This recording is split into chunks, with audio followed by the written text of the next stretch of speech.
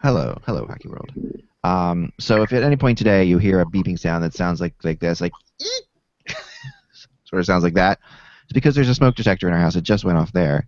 That its battery is dead. However, it's a smoke detector from before we moved into this house, and it was a smoke detector that my theory is was packed away somewhere. And if you ever tried to trace down a sound of just a beep like that to directionally, you know you're absolutely go insane. Like you'll walk up, we'll all be in different parts. Wait, it's got to be in the kids' room. No, wait, no, I think it's in the kitchen. No, wait, it's definitely here. It's in the kitchen. No, hold on, wait, it sounds like it's in the basement. It's just like it beeps every 30 seconds, which is too far apart to actually help you direct. There it goes again. In the apartment that I was in previous to the one I'm living at right now, I was in a upper level apartment that had an attic above me, and the same thing happened to me. I heard a beeping. It was either a CO2 detector or a fire detector, Huh? smoke detector, and the battery was going, and it was in the attic. And of course, I didn't know this. It was driving me crazy going from room to room looking for whatever this was going on. And then finally, like 3 months in, I realize I go up there and I find this thing, and I beat it with a baseball bat. I have one that's even better than that. All right, this is my best. We had a we have carbon monoxide detectors. Because we think with all these arcade machines, and my theory is my wife is serious. I'm slowly killing everybody. So we had the carbon monoxide detector. Now the monoxide detector doesn't. It makes the loudest friggin' sound you can imagine. Okay, and there's no way of turning it off. It's not like even just to approach it, you're taking your life in your hands. It's that loud.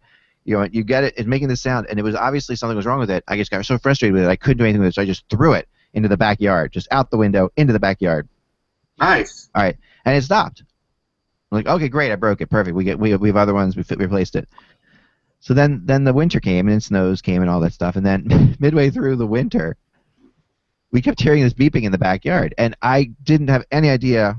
I just had totally forgotten about this instance, forgot about throwing this out there. So it was the kind of thing I'm walking around in the snow, and I could not find it because the thing was buried in the snow under 2 feet of snow at one point.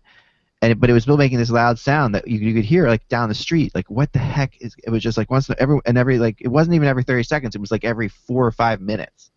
So it was so random that you couldn't even wait for it. Or get frustrated waiting for it, and then you hear it again. So finally, it dawned on me once. I think it was during one of the podcasts where I was just sitting here and I'm like, you know what?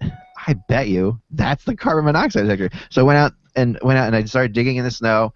And I, sure enough, pulled it up, and there it was, beeping away. So, yeah, there's nothing more annoying than that beep, which you just heard. Well, you can't hear it, so I'm not going to keep talking about it, but it keeps going. So basically what you're saying is if you ever go skiing and there's an avalanche, you should have a carbon monoxide detector with you. Yeah, that's true, because you'll be found, because people will be so annoyed. Like, I even asked my neighbors. I thought it was coming from the neighbor's house. I'm like, do you guys have something that's beeping in the backyard? I was at the point where I didn't know what to do. Like, I called a handyman over. He looked around. He couldn't find anything. I'm like, there's something going on. I felt like an idiot at the end of the day, which is not uncommon for me. Before we get discussing hockey, we have to talk about the anniversary today because it's a notable one in music, the 30th anniversary of Live Aid. Now, I watched it on TV. Russ was at the one in Philadelphia, I'm assuming, Russ. I was. And to me, and I don't know about you, X, so I'll just put this out to everybody. Yeah. I think the best performance that I saw and has been historically I think people will acknowledge that the most impressive performance of that day was Queen at Wembley. And especially for me, when Freddie Mercury, when they did Radio Gaga, and he basically had 100,000 people at Wembley Stadium raising their hands and singing the song along with them. To me, it was chilling. I mean, especially watching it yesterday, knowing that the 30th anniversary was coming along. Just that performance, they were incredible. But Russ apparently disagrees. I do. I mean, look, for one thing, it was 80,000, not 100. Let's not exaggerate. Okay. And all he did was get people to go. Every concert, everybody does that. It's just that 80,000 people did it. Now, that's not to take away from Freddie Mercury. He was great. I love Freddie Mercury. Actually, there's very few performers like him. But I just didn't think it was that special. I thought Crosby, Stills, Nash, and Young was probably more special because it was never going to happen before that. It was impromptu. You could see the guys hated each other, and it never happened after it. Yeah. Well, I mean, and then the reforming of Zeppelin. All right, let's talk about that for a minute, because Yeah. I know there's this Jimmy Page rant that you were telling me about, and like I don't get it. I thought Phil Collins and Tony Thompson did a really good job. Mm-hmm. And I remember, look, was I a little looped? Sure. That was in the evening, but I will tell you that, Robert Plant walked up to the stage and dropped the songbook with all the words. So if Jimmy Plant was going to have a hemorrhage, it should have been over that Robert Plant couldn't even remember the words, so you had to have him on the floor just in case. To me, that was a bigger thing to worry about, but I thought it went off rather well. I mean, Yeah. and I am a Hall & Oates basher, but it seems like in retrospect, everybody says, oh, well, the Temptations were great, but the Temptations were great because of Hall & Oates at that concert. Hall & Oates backed them. It was their band that was playing with the two regular guys, the two founding members of the Temptations. That's what made that so good, and the fact that they didn't have to play Man-Eater and She's Gone and make our eardrums blow out. That was what was special about that, I thought. But there's a lot of acts that were left out. I saw there was a really good writer for I want to say it's the Inquirer, and I read his article, but like no George Thorogood mentioned. That was really good. There was I'm not a Hooters fan, but people loved them back then. They were, that was like probably their zenith. Definitely. They played a good set. Madonna didn't even get a mention in this article. Like, Madonna was fantastic. Yeah. The Thompson Twins were great. I don't know if you remember, they played. Pink Floyd, right? Pink Floyd. Yeah. No Pink Floyd. Did they do? I thought. Wait, what am I? I think No, that was the Amnesty concert. That may have been Amnesty International. Yeah. Where Pink Floyd got back together and did. There was one that was like but maybe a decade ago where they got together again. Yeah. Okay. Not Live Aid. Well, and I mean, I know it's talked about a lot. I know it's talked about a lot, but the fact that Phil Collins, did a solo thing in London, got on the Concorde, flew over, played with Sting, played with Clapton, played with Zeppelin, and did his own stuff at both places.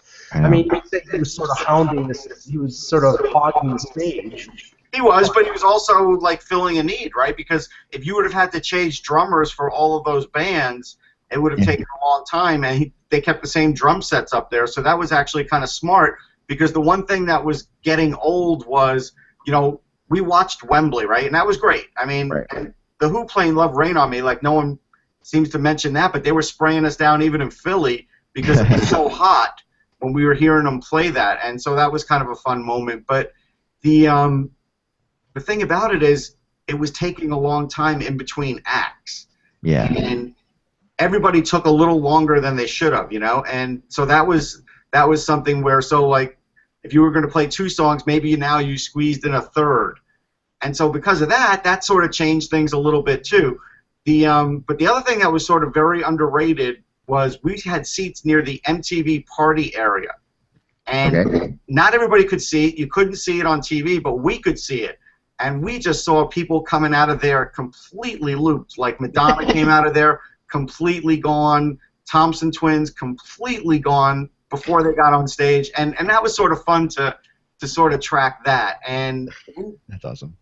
Martha Quinn was completely gone. I don't know. I mean, I don't know about Martha Quinn. In studio though, it was kind of interesting too, and not in studio, in the bathrooms rather. It was kind of interesting because it got so hot that someone cracked a pipe, and so water was just streaming down. Like it was flash dance.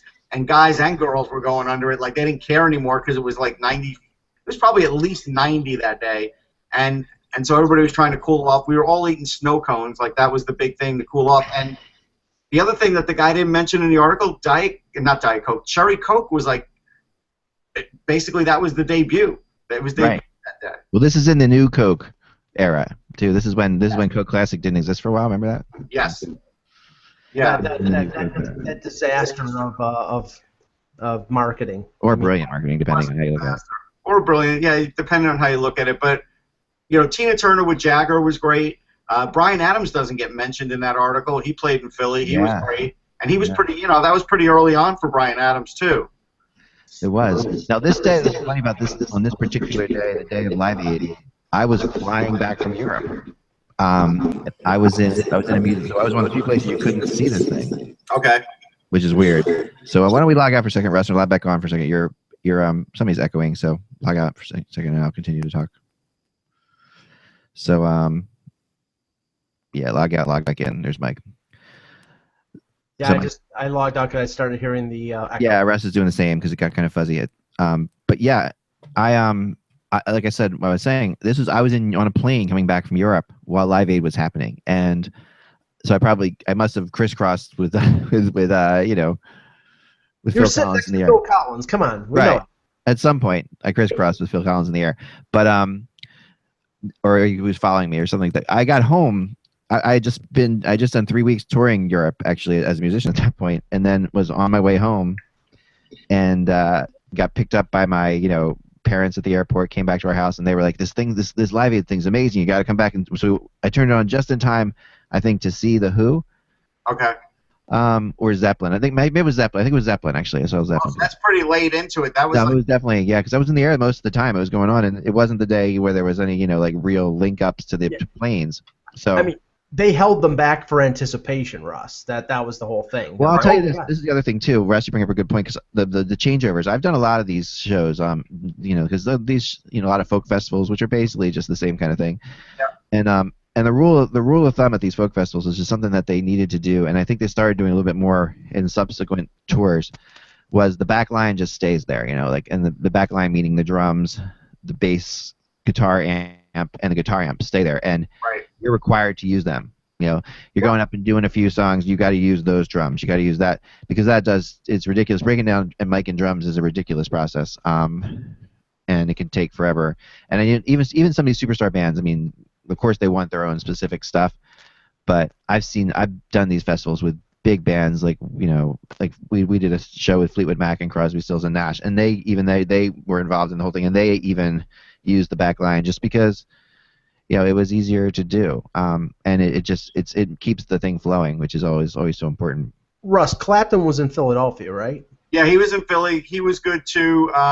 Actually, the thing about Clapton that made it so good was the fact that he was really cleaned up at that point, and it was the first time he had really been cleaned up maybe in his whole career.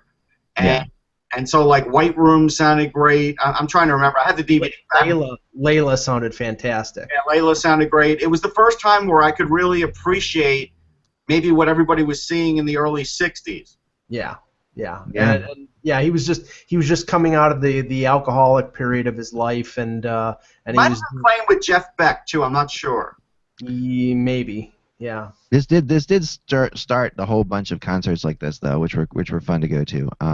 I did go to a couple other ones. I went to one Amnesty International show at Giant Stadium. Okay. I went to one in back at JFK Stadium, which is where Live Aid was. Which now JFK Stadium was torn down. That was where people will remember JFK Stadium the best probably because that was where the Army-Navy game was played. Right. And every year when you were growing up, if you watched the Army-Navy game, that was that stadium. It was used for. It wasn't really where the Eagles played. They played at the Vet, or maybe they played originally at JFK. Did they? I don't know. No, it was at the Vet, but before that they played, I think, at Franklin Field. At Franklin Field, yeah. So JFK was built. And it was there for a long time, but when JFK was torn down, that is literally where they put the First Union Center. So that's the same spot as JFK Stadium was. And yeah, I mean, I saw the Amnesty International tour, which was really good because it was artists. First of all the artists I liked. Like it was Sting, Bruce Springsteen, Peter Gabriel, and Tracy Chapman when I saw it. Now Gabriel played Biko for like 25 minutes. It was just insanely long. I wanted to kill myself during. Yeah. I know. Yeah, it was that chant at the end that he kept doing over and over. And you wanted to be Biko and be killed in South Africa with it being 25 minutes long. I'm sorry. The best part of that though was definitely that you got to see longer sets by these acts, which was good. Right. And and it was cool. They did a lot of crossovers where Springsteen would come out and do something with Sting, and Sting would do something with Peter, and Tracy Chapman, who was just really getting going at that point, had like the one hit song, was really talented, and you could see it was crazy talented and still is crazy talented. But Yeah, that was fun. I really enjoyed that, and did a couple festivals like this myself, and it's quite an atmosphere to do it. The best thing about it is that as a touring musician, and the Live Aid people talk about this too, you don't often get a chance to hang out with other touring musicians because you're always all traveling. Right. So it was rare that you're ever in the same place. So my favorite part of folk festivals, and I've done like the Philadelphia Folk Festival and the Apple Farm Folk Festival down in New Jersey, is that that you get to sit in the backstage area is with just all these musicians. You get to talk to them, which is fun. That's fun. So I'm sure that there was a lot of stuff that was going on behind the scenes at Live Aid, and I'm sure the MTV thing was crazy. That must have been nuts. All those MTV DJs now are on XM now, on the 80s channel. Mark Goodman and Alan Hunter, and I don't know about Martha Quinn though. Talk about weird for them being stuck in time like that. It's very. I keep thinking it's got to be strange. They still have a job. They still have a job, exactly. They have a VJ. So, anyway, it's good stuff. Let's get going. Yep. Let's talk some hockey. We are the 13th of July, Monday. We're almost halfway through July. All right, here we go. Yeah, make sure I have everything turned off there. I'm hearing something that was my fault, I think. Let me turn this down. All right, cool. All right, here we go. Hello, Hockey World. It's Monday, July 13th, 2015. I'm Michael Agello. I'm Russ Cohen from Sportsology. And I'm Eklund, and you're watching the HockeyBuzzCast on HockeyBuzz.com. This is the podcast that comes to you every Monday through Friday around 1 o'clock or so, where sometimes we'll talk a little bit about other things before and after the show, but we always do talk hockey. And, we appreciate we had so many good comments about the Chris Squire thing we did after the show that we wanted to talk a little bit about Live Aid today and our experiences. So if you were just watching this from here, you want to go back and rewind, you can check it out as well. So so we are now in the middle of July, and to say we're in the dog days is sort of beginning to get there. Not quite yet though. The latest name today that I wrote about and that I keep hearing about is Jiri Tlusty. And I wanted Russ, your opinion on Jiri Tlusty as a player. I mean, last year he played, obviously. The last couple of years he was in Carolina and did pretty well for them, but he was playing on first line role minutes and then showed up in Winnipeg, and they really kind of barely played him. His ice time in Winnipeg was really low. And he didn't score much either. And now, I think his value's been hurt by his time in Winnipeg. Maybe it shouldn't have been. I'm not sure. What are your thoughts, Russ? Yeah, I think he's a second liner. I think on a mediocre team, a third liner on a good team, I think he does have that ability. I think there's a thing in the NHL where if you do have a little bit of talent and skill, if you get enough minutes, you'll get points. And that's why I kind of wish that all the stat heads would come up with the stat that says what you're worth for every minute on the ice, because then you'd really get down to the nitty gritty of, is this guy's 65 points really worth it to this team? Because somebody might have to play a ridiculous amount of minutes every game to get that 65 points, power play and otherwise, but it may not be worth it to the overall health of the team. And so I think that's where Tlusty stands. He's one of those guys. Makes sense. What are your thoughts, Mike? Tlusty was obviously a Maple Leaf for a while there. Yeah, well, I mean, the funny thing is that when he got moved to from Carolina to Winnipeg, he was going to play for his old coach, Paul Maurice, who knew of him in both Toronto and in Carolina. And, I mean, the Hurricanes put him on the top line with the Stalls I think to inflate his numbers to get more value, but they really didn't, because at the deadline, I think they got a third and a lower pick for him, which compared to some of the other players, like Daniel Winnick got a second and a fourth from Pittsburgh, and I didn't think the return that Carolina got was comparable for the type of player that he was. And he didn't do a lot, as you said. I think right now he's sort of caught in that position where he's one of these guys who wants to get a multi-year contract, and I think teams right now, most of them have shot their wad in terms of, the players that they want to sign and extended long term, and what they're really doing now is looking for bargains. So he may be forced to take a 1-year deal for reasonable money and put up another year, and then maybe he can make a better case for being a free agent next year. Yeah, that's what it seems. That's where he seems to be going with this, to a 1-year deal. But it's interesting. I mean, we saw Andrei Kostitsyn, who a lot of people thought would come back to the NHL, who wanted to come to the KHL. Which I thought was interesting. He signs with a 2-year deal, I believe it was, back in the KHL, which shows that there just is no money out there. There's nothing left, I think, for a lot of these players, and there's a lot of players that are very much shut out. So I wonder where it goes from here. I mean, I thought Andre Costison, I thought somebody would give him a shot in the NHL. Russ, your thoughts? I don't know. I kind of think he is he's a little soft. I think at the end of the day, he's a little soft and doesn't fit the NHL style. He had his chance as a first rounder many years ago, and I just don't think he ever lived up to it. So I think, in the KHL, there's a lot more room for him, and it's a better league for him. I think he's a guy that if the KHL would ever fold, you'll see playing in Sweden or a place like that. I don't think you'll ever see him in the NHL again. See, I think it has more to do with the character issue of him and Radulov at late hours during the playoffs, getting caught in a Scottsdale, Arizona bar at 4 o'clock in the morning. Then wasn't that Sergey? That was Sergey. That was Andre. That was Andre. Andre? Okay. That was Andre. And that's the thing. It's like, I mean, this guy scored 20 goals a couple times. He's only 28 years old, I believe.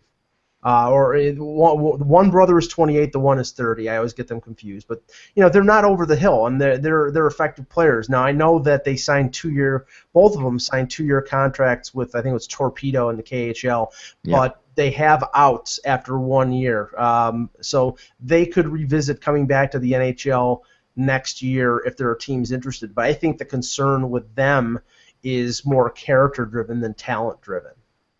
Yeah, that would definitely be. I mean, there's definitely a character issue here. He wasn't.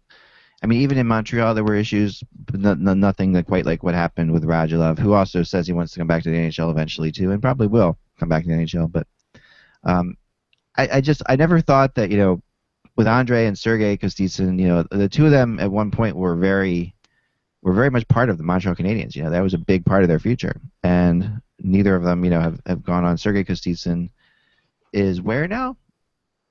Both Kostitsin signed with the same KHL both team. Signed with the same KHL team. That's right. So I was trying to remember. Sorry, I was getting a text as you said that. So yeah, so it is fascinating to me that this is going on. The next thing I wanted to talk about though is numbers, and specifically Jack Eichel's numbers. You guys have probably talked about this. I don't know if you talked about this or not on the show, but he said he's come out now and said he's going to wear the number 15 for the Buffalo Sabres, and now he's always been number 9 wherever he's played. The Sabres don't have a number 9 except for Evander Kane, who didn't play for them at all.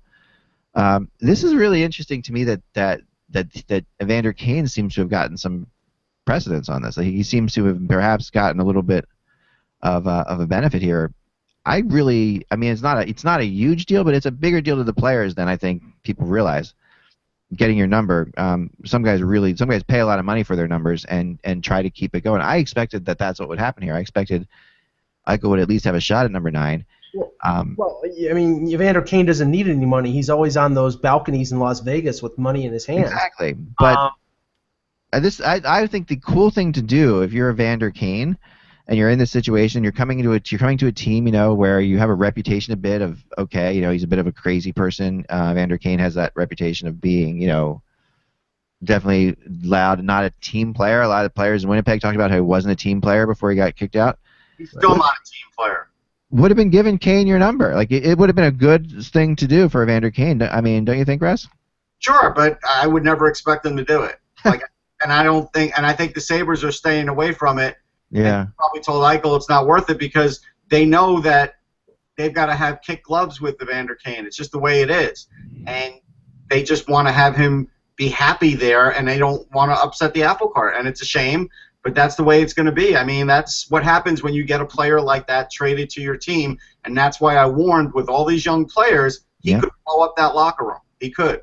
Yeah, this is a bad start. I mean, this was a perfect opportunity for him to come out and man up and help out, because he's obviously, he's a great player and Evander Kane's going to be a good player for Buffalo for a long time, but maybe, right, or could be, but the player they just drafted, he's obviously the future, and the fact that he's coming in and no one 87. Of course, no one was going to take 87 for Crosby or whatever, but if there was a 97 in Edmonton, I'm sure it would have been given up. I would have thought. So it's being really played down by the media, I think, in Buffalo. Maybe for all the reasons you're saying, Russ. They don't want a controversy here, but I think it's something that it's just a bad sign. Mike, your thoughts? Yeah, I don't know. I'm not going to read too much into it. I mean, I know that Eichel was giving out 15 jerseys before a decision was even made around Buffalo, as Yeah. sort of a public relations thing. And I mean, I know that 9 was Kane's and 90 was probably Ryan O'Reilly's, because O'Reilly had worn that in Colorado and signed the big deal. So I mean, maybe Eichel just didn't want to make a big deal out of it. And 15 is the Well, year yeah, he was Eichel can't drafted. really, I mean, this can't come from Eichel. This has to come from Evander Kane, because he's the veteran player, and the rookie can't do anything. I mean, he can't. No matter, even though you're a incredibly highly touted rookie, you still can't.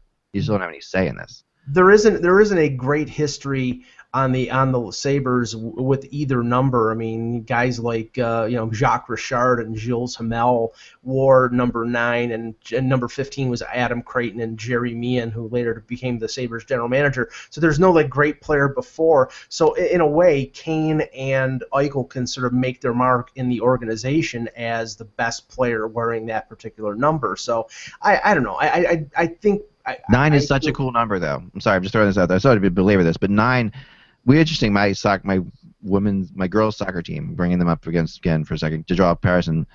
We have two soccer teams in our age group, right? And the one team had a girl who was number 9, and our team had a girl who was number 9. And then one of them had to give up the number, and our younger girl gave up the number. And it was like I saw how much it affected her. And then when the other girl left, we got it back, and our player started playing better, and she just looked better with number 9 on her back. It was the funniest thing. These things, it's weird how these things happen, and number 9 is such a big time. I mean, we're talking Gordie Howe, we're talking, I don't think about, Maurice Adam Creighton, or, as much as I loved Adam Creighton's game, I think in terms of, what I mean, that number 9 is, and he can't go to 99, obviously, so I'm really surprised that Tim Murray didn't pull someone aside and say, listen, this guy's going to be here forever. Give him number 9. Let's just say this.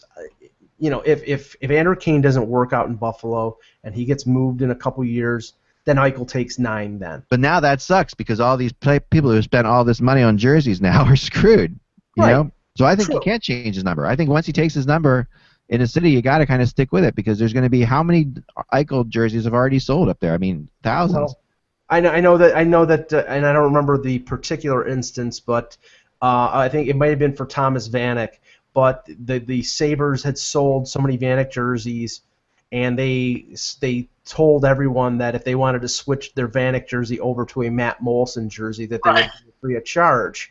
They would put the nameplate. So I mean, if Eichel 2 years down the line changes the number 9, it just costs the Sabres a bunch of number 9s that they have to buy from whoever, CCM or Reebok. Yeah, but having done this, then when you take a number off a jersey, it looks horrible. It does. You can't.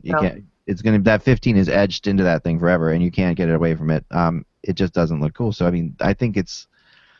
I don't know. I know it's not a big friggin' deal. I know it's definitely something you talk about on July 13th, but at the same time, I think that I would have liked to see Evander Kane step up a little bit more here. This is it's just a bad sign, and in my opinion, towards a team that there's so much excitement there. And I wanted to show you this. This is pretty incredible. You guys saw the Eichel legend, which just keeps growing, right? He actually takes a shot and puts it through the net in practice. I don't know if you saw this or not, but this is really, really cool. Well, while you're pulling that up, I'll just say that for the rookie scrimmage on Friday night at First Niagara Center, there were 17,000 people. Yeah. This is for a rookie scrimmage, and ironically, the star of that night was not Eichel. It was Sam Reinhart, the number 2 pick from last year, who has apparently put on a significant amount of weight and added strength, and you can't really say that. He's ready for the NHL based on a rookie scrimmage in July, but he was very impressive, and some people think he has a legitimate shot of making the team as a winger to start off the season this year. If not, then they can send him down to the American Hockey League after he turns 20 in November. But yeah. Well, let's watch the shot. Here's the shot from Eichel, and this is just the stuff that legends are made of, which is kind of fun to me. Like this is like. So it's a snapshot. That's the crazy thing, right through the net, right? So it's on Garth's blog if you can't see it clearly through this. I don't know if you can or not, but it's a snapshot. I mean, it's not even a snapshot. He puts a snapshot through the net. Obviously, pucks going through the nets have a lot. There's so much that goes into that. It could be they're using crazy old practice nets. They're falling apart anyway. But I think Mike, the bigger thing is that this is like, I mean, Russ, this is a legend, right? This is like the kind of thing a legend's made of. He comes in his first scrimmage, he puts a puck through the net. Yeah, I mean, like you said, it could be one of those factors. I'm not totally shocked though, because I don't know. I've been reporting for months that this guy's possibly the best, most fit, biggest prospect I've ever seen as far as like physical condition. I don't know what else I could say about the guy. So it doesn't, and I've seen him in games where I've seen him shoot the puck hard. So not totally shocking. Just a wrist shot, though. That's the incredible thing about it. Yeah. I mean, not even a slap shot. He puts it through the net. That's something. I mean, that's – and, I do think, Mike, you're right. I mean, 17,000 show up. They could have probably sold tickets, they said, for another 17,000. It was so crazy. Yeah. And in Edmonton, remember, they had 10,000 show up last week for McDavid's, which is another crazy city. But I'm kind of surprised that Buffalo outdid Edmonton here. Yeah, I mean, Buffalo has really – they finished 30th 2 years in a row. They took the slings and arrows of the NHL basically saying, you're tanking it, you're embarrassing the league. And, fans essentially, sat on their hands and realized what the organization was doing and nodded in agreement to it. But they want to see exciting hockey. And with the trade for Kane, who didn't play the rest of the year last year after having the shoulder surgery, the trade of O'Reilly, they only saw Sam Reinhart for 9 games. They saw him more in the World Junior than they saw him in a Sabres uniform. And now the drafting of Eichel. I mean, there's a lot of reasons for excitement. I don't think they're going to be a playoff team, but I think they're going to be very exciting and very competitive. And that will be very pleasing for fans who have watched the Sabres sort of wallow over the last 5 or 6 years, even with veteran players. No, for sure. I mean, look, even if Jack Eichel gets 65 points, even if Evander Kane scores 20 goals, they're still not necessarily even a playoff team yet. So, I mean, I think Sabres fans know that. Like, I think they're going to look for a better season, but I don't think they have real ridiculous expectations. And what they're going to do, and it's a smart thing that they're doing. I think Ryan O'Reilly is going to end up being the number 1 center, and they're going to play Eichel as the number 2. He's still, in spite of all the physical attributes that you described, Russ, and the fact that he was the 2nd pick overall, I don't think they want to overwhelm him to start the season. So I think he'll be number 2 behind O'Reilly, but they're going to give him a lot of rope. And I think that by the end of the season, or maybe by next year, he'll be the number 1, and O'Reilly will be the number 2. But well, to be honest, I mean, isn't 1 and 2? I mean, to me, there's you have 2 lines that are basically the same. It doesn't matter who's 1 or 2. It does matter at the end of games. Like if he's out there as the number 1 and they are looking to win a couple of big face-offs because they got to keep the puck in their zone because they're down a goal or they're tied, then it matters, right? And so that's where I see the wisdom of not having him as the number 1. Yeah, it's matching him up not against Krejci, not against Plekanec.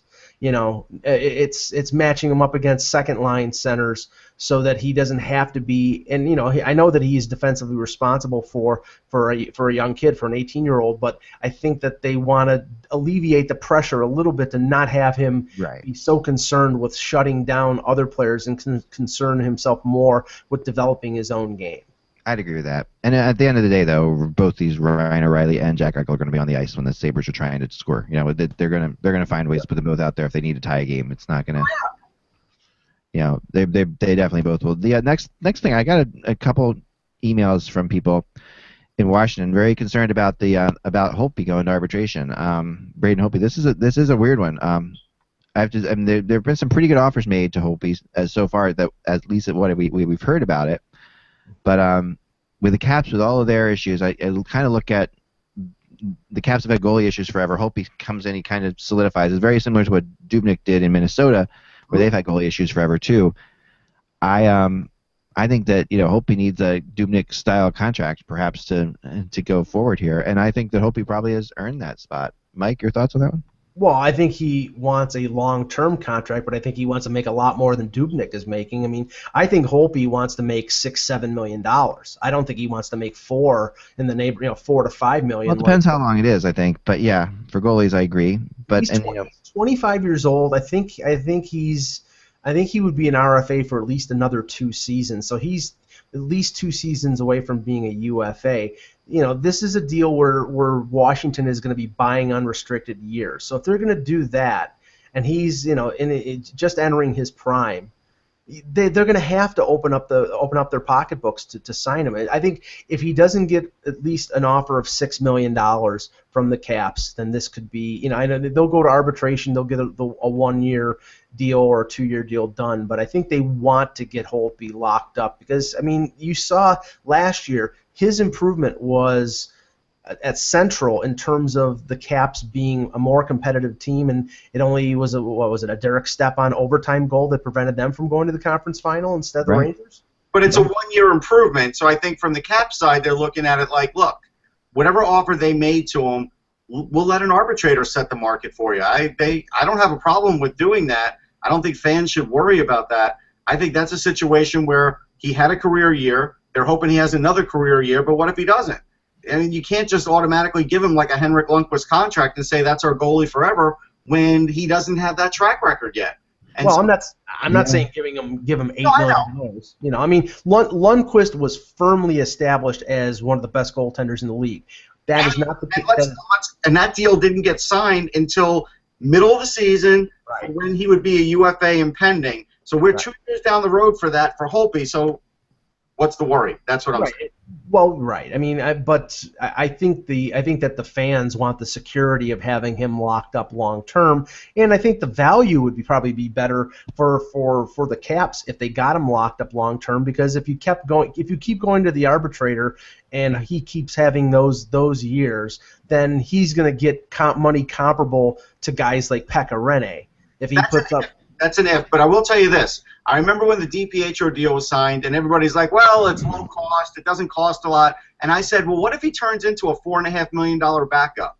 And people were like, that's not going to happen. And all of a sudden it happened in a cap world. Then all of a sudden they're spending $13 million every year for goalies, for a bunch of goalies. And I think Washington wants to try and stay away from that. I don't blame them. And they also drafted a goalie in the first round, which was also kind of surprising in a lot of ways. They were one team I did not expect to be drafted. Go ahead, Russ. You can't have too many goalies. You really. No, you're right. You can't have too many goalies for sure.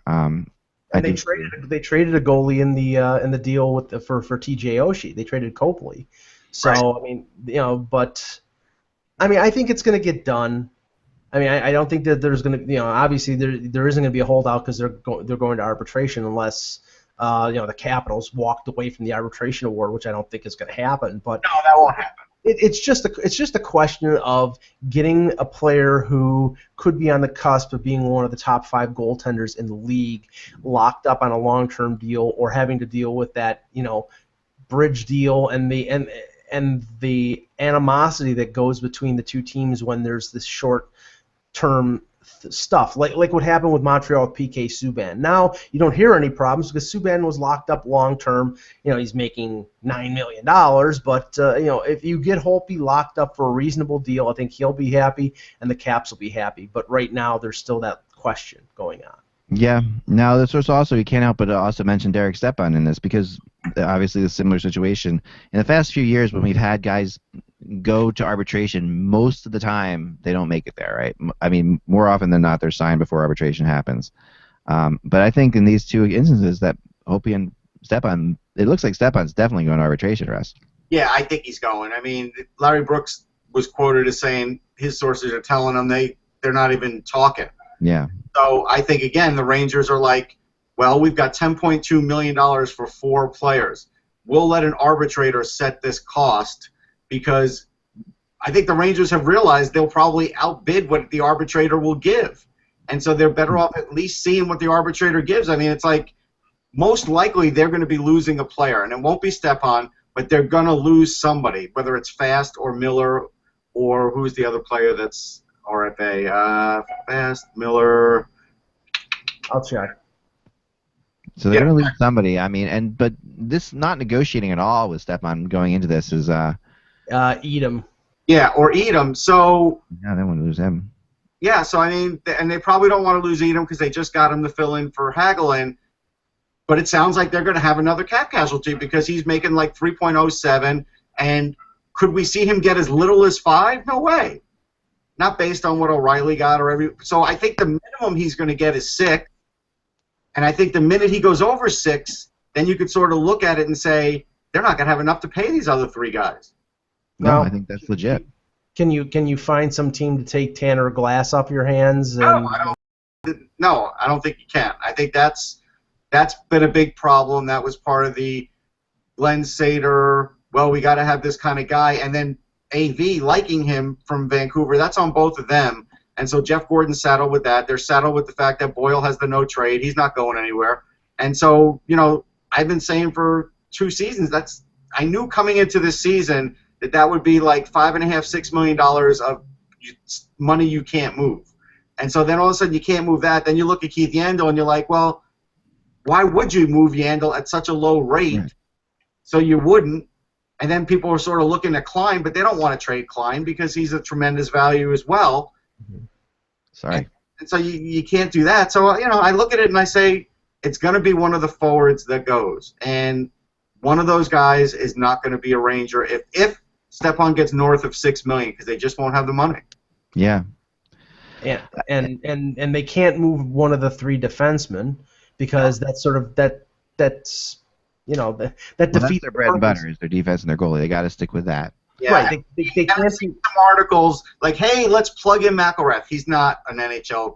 He's right. Not. The one game he got in last year, the 9 penalty minutes he got, he didn't need to get 9. You know, and that shows the mentality of Dylan McElrath when he gets on the ice in a charged up situation, and he can't play defense. So now Oscar Lindbergh, could you possibly put him in there? Yeah, you possibly could, and give him some minutes every game because he could get some face-offs. He's a centerman, and so that I think they can do. They can't do it on defense. They're not going to compromise there. Yeah, no, I do. I agree. They've got to play this really really close to the vest at this point. But I feel as if from a player perspective of a happy player that the fact that they haven't even started talk, the fact that they're just going to arbitration is a weird dynamic. Telling them to do that, like, look, Derek Stepan loves the Rangers. He loves those guys. But at the end of the day, the agent gets in the ear and he says, "You can't do this. Because right. This, you let them win here, and then you're going to lose on your next deal." Right. That's what gets in their head. So, because of course, everybody would like Derek Stepan to say, "Hey, I'll take $4.5 million, get the other guys signed," but he's not going to do that. Right. The other really interesting name that I'm following, and then we're going to get on to my San Jose rumors, which are kind of unique, I think, and interesting, are Cody Franson. I heard last week that it was all but done with Boston, that he was going to Boston. That was a set, done deal. It sounded like that was absolutely happening, and yet it still hasn't happened. And it probably won't happen now because they signed Matt Irwin for a year for $800,000, and we talked about it on Friday and with Ty, and it doesn't seem like it's going to happen. So he's in that in between. I mean, he was expecting to get $5 million a year.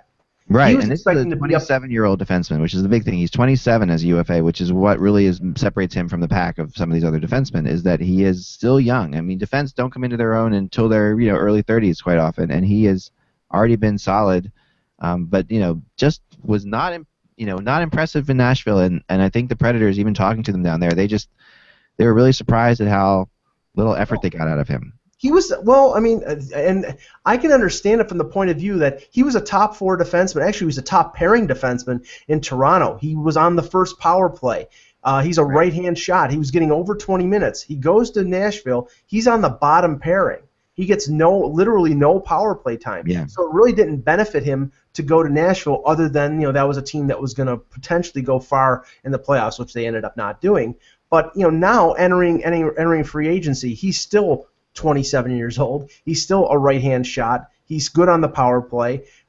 He's a big defenseman who hits. He's not particularly a rough and tumble guy, but I don't know if there's the money out there, the cap room out there for teams that need defense who would be willing to sign Franson to a multi-year deal. I think he's going to get Ehrhoffed.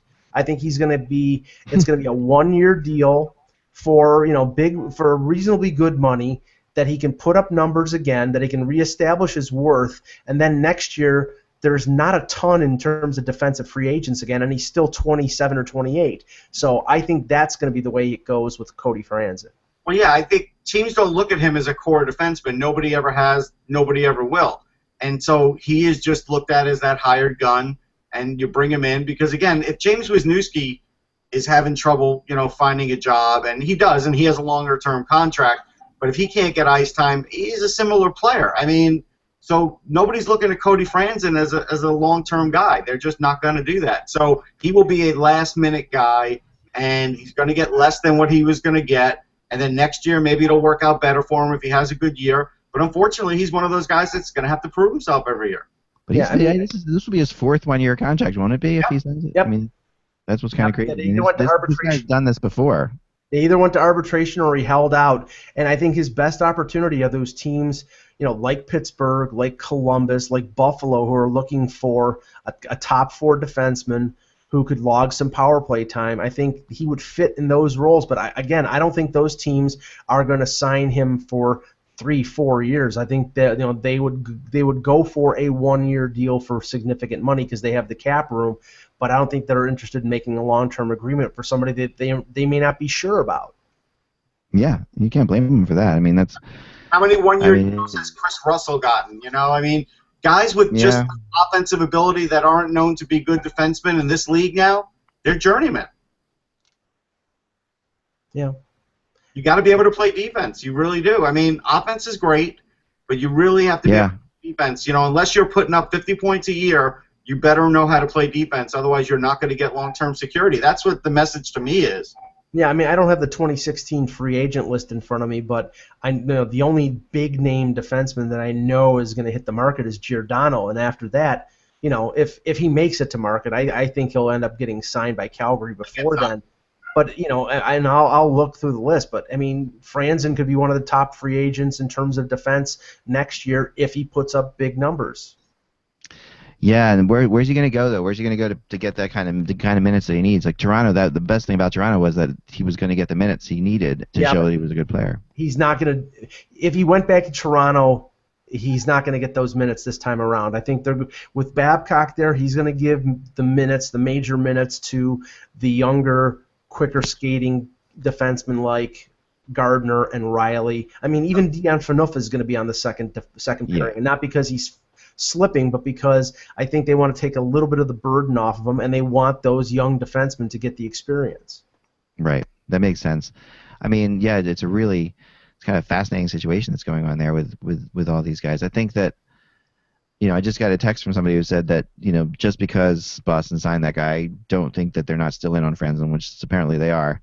I don't know how. They've got hardly any cap space and have to do something crazy, but what I've heard also is that Franson is sort of a domino while people wait for Oduya, like to see what happens with Oduya. That, a couple teams are in on Oduya and would like to know, and we all expected that Oduya would sign with Chicago once Sharp got traded. And it didn't. I don't think anybody expected Sharp to get traded and them to get a defenseman like Trevor Daley back in the deal. Right. I mean, he's making 3.3, I believe. He's under contract for this year and next year. That's Oduya's money. That was Oduya's money. So now, I mean, Dallas is another one of those teams. If you look at their defense now, trading Daley, they've got Goligoski and Jason Demers, who are unrestricted free agents. They have Klingberg, who was a prized rookie, who they signed to a long-term contract. The rest of their defense is kids, Oleksiak and Yoki Paka and all these defensemen. They need a veteran guy, so maybe Oduya or maybe Franson is a solution there. I know that Oduya's name's coming from Buffalo too.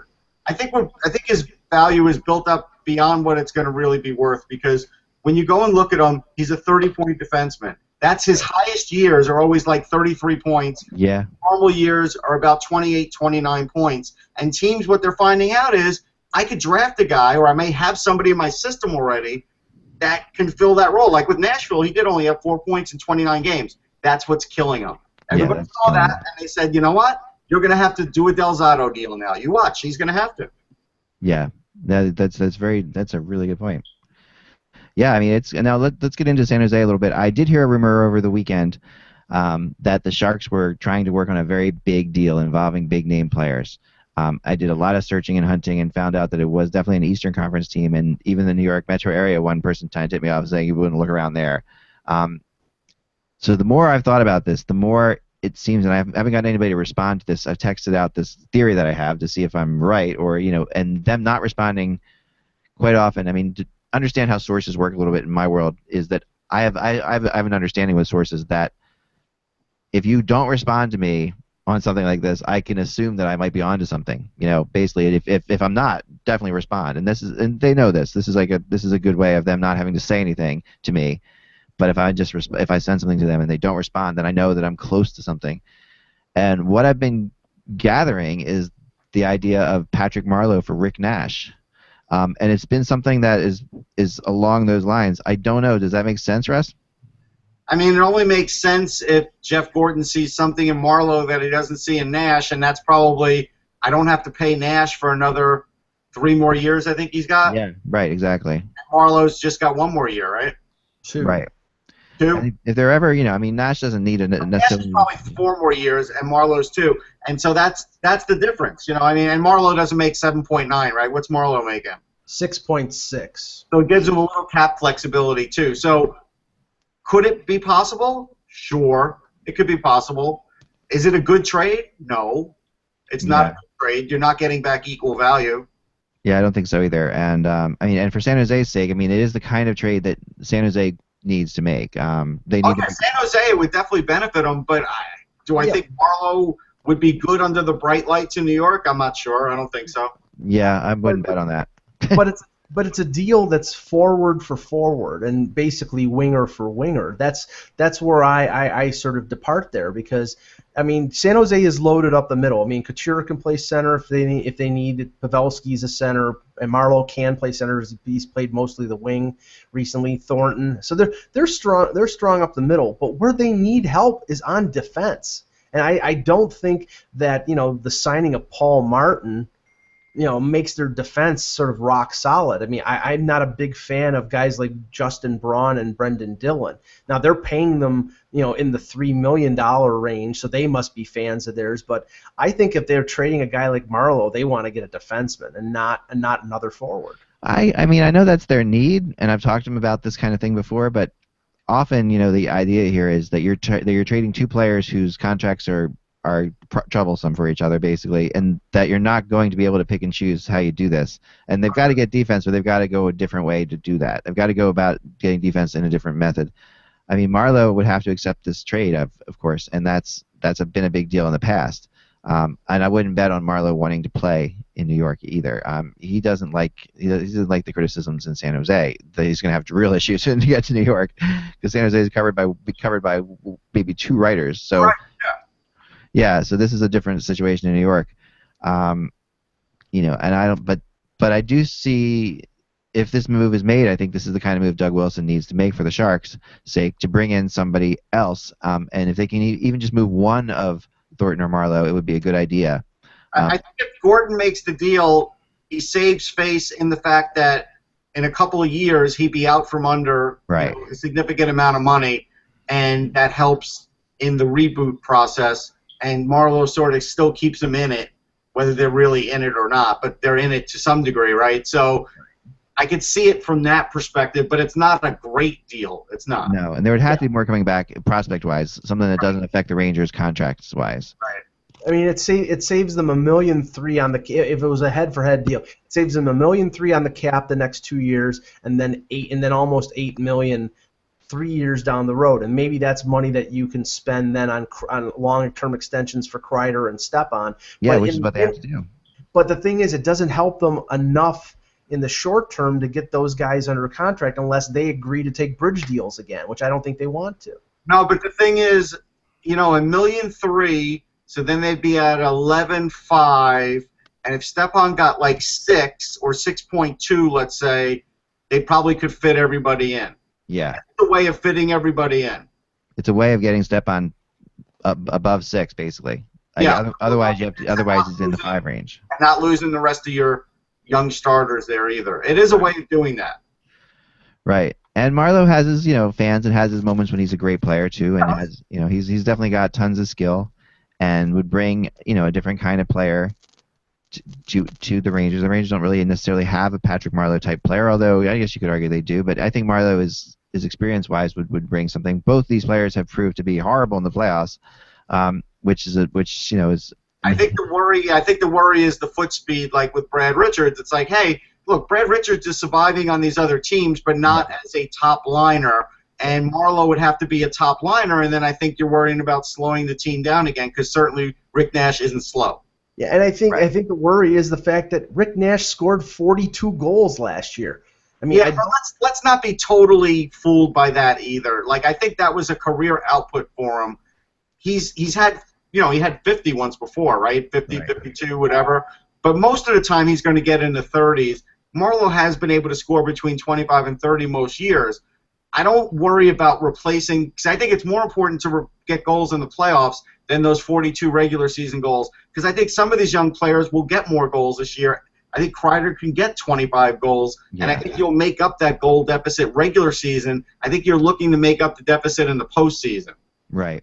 Marleau's numbers in the postseason are not as bad as people think, but they put it more along the lines of San Jose's just general postseason malaise, that they have not been able to get to the promised land yet. But but they've been great in the regular season.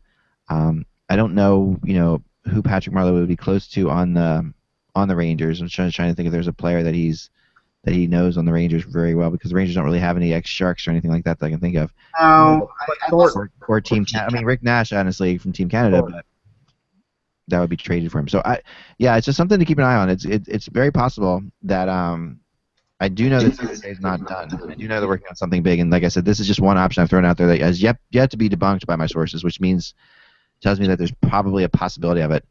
No one's confirmed it either, so it's one of those things I'm going to write about tomorrow. Hopefully, I'm getting more confirmation tonight at some point. I can see it, though. I mean, I can see Wilson wanting to do a little more, because I think he could look at that team and say they're not quite there, and you have to sort of justify holding on to some of these other older, bigger contracts. So somehow you've got to put a jolt into that lineup somewhere, right? Like, remember when Logan Couture got added, that added a big jolt into their lineup, and it gave them, and they sort of need that jolt again. Yeah, I do agree. Yeah, and the one concern you have to have is, Nash is 31 years old, Marleau is 35, and he had his worst goal total in a full season since his early days in San Jose. So you have to be concerned of the fact that he's a declining asset. And maybe the plan is it's a guy who's got a year shorter of a deal, that you keep Marleau for a year and then you buy him out and then you open up the cap space. Maybe that's the motivation there.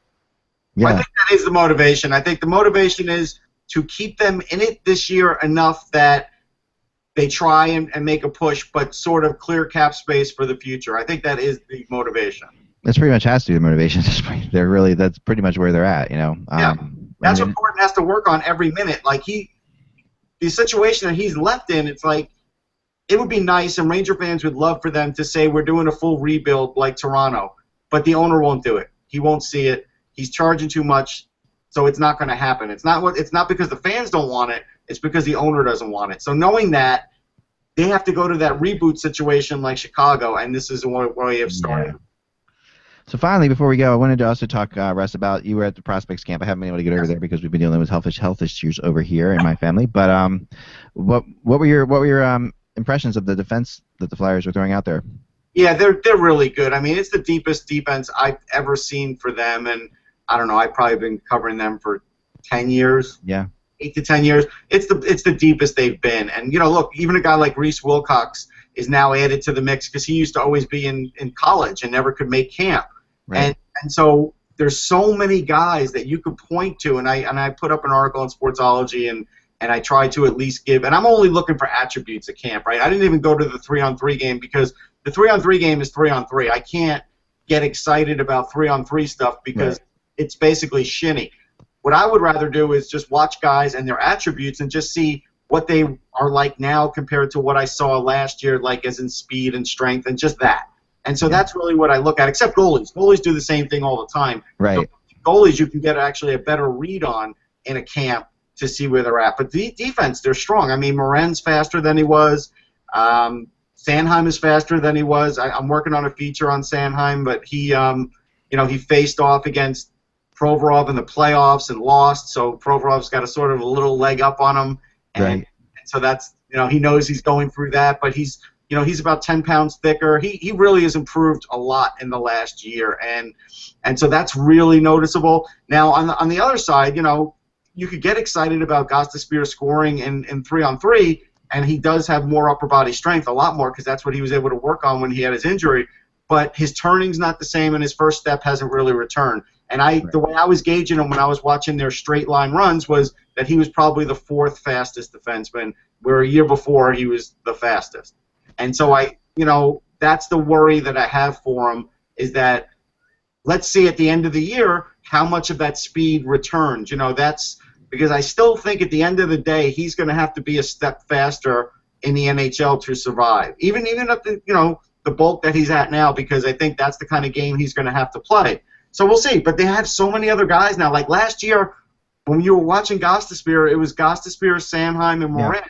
Yeah. And now they've added Provorov, who's the best defenseman they have, right? He's instantly the top of the class, and not because he was drafted this year, just because he's better. Like it's very noticeable. It's very noticeable. Very noticeable. Yeah, it's almost like he's like above the camp almost. You could almost see that. And so there's that. And so then you've got a guy like Wilcox. He's in the mix now. And so they really are in a good place. And Robert Hogg. So now Robert Hogg barely gets mentioned anymore, because now you got 4 or 5 guys who at least talk about ahead of him until the season starts. So it's a pretty big deal. But even on offense, they added a lot of skill too. Konechny is obvious as far as his skill, and the guy's pretty strong for his size. People get excited about Martel. Look, he's a little guy. Yeah. He's a little guy in stature too. Now he is fast, and he does seem to have good instincts, but I did see him having trouble playing defense against, I had trouble. He was having trouble against Taylor Lear playing defense against him, who was probably put on 15 pounds over the years, and leaning on him a little bit in a drill, and Martel was sort of meeting his match with that, and that's where he's going to take years, 2-3 years, to see if he'll be able to fight through that in the NHL, to score. But Lindblom looks good. I mean, they do have forwards now that look better, but still, at the end of the day, the most talented part of the Flyers' young core is still all on defense. Are any of the defense going to be on the Flyers this year, do you think? Well, I think Provorov will get his 9-game look-see, but it's probably going to base on injuries, and I don't think Guskis is going to make the team. I know everybody's counting him in. I just think he's too much of a turnstile, too slow, and I think they're going to find that out in preseason. So I'm sort of lopping him off, but that still means there's possibly 7 other defensemen. Right. I mean, it's a deep list. So I think he's going to get used. I think he's going to sit a little. I think they're going to maybe have to do with what they did with Lucas Spiza at the time, but not play 32 games. I think they'll look at him, and he'll play like 9, but maybe sit around for 12, and see what they have. And then if he really is that good, then maybe they will use him for the season. But in all likelihood, he'll go back. But you know what? I'm on the fence. I think he can make it. Yeah. Yeah, and Brandon is a team that is expected to challenge in the Western Hockey League for the Memorial Cup. So, it's not like he'll be going back to some second division team in the WHL. He may get a chance of playing deep into the junior, into the Memorial Cup into spring of next year, and probably play for Russia at the World Junior.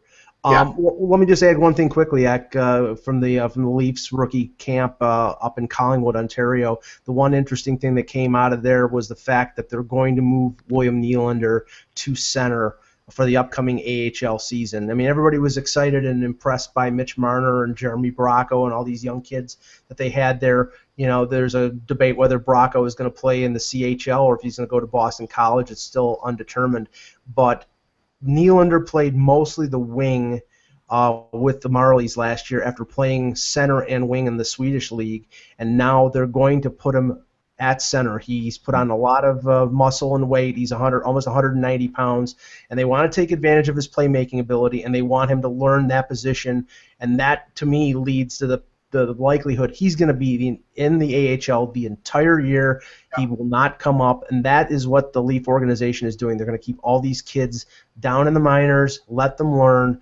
They've got enough NHL talent, at least, guys who have played in the NHL before who can occupy the roster spots, and maybe at the end of the year when they trade some of these players off, they'll give guys like Nylander a look-see at the end of the year, but they're going to keep him down in the American Hockey League and him and a lot of their prospects for the majority of the year. You know, and I've got one more thing to add. I know we're close on time here. With Noah Hannafin signing, you know, clearly he's done with college, and he can go to the AHL. Right. Because he's not CHL property for anybody. Interesting. So that's a thing where maybe they send him to the AHL first and see, rather than, you know, having him. They'll probably have him play in preseason, but they may have him start the season in the AHL, and then he's a guy who might come up half season if he's dominating down there, and if not, then he'll spend 1 year in the AHL. Wouldn't shock me. Interesting. All right, well, guys, I got to go, but such a good show. Thank you so much, Russ. Remember, you can catch Russ on Sportsology and at Sportsology. And that's all for now. Remember that the buzz is just hockey. We'll be back tomorrow.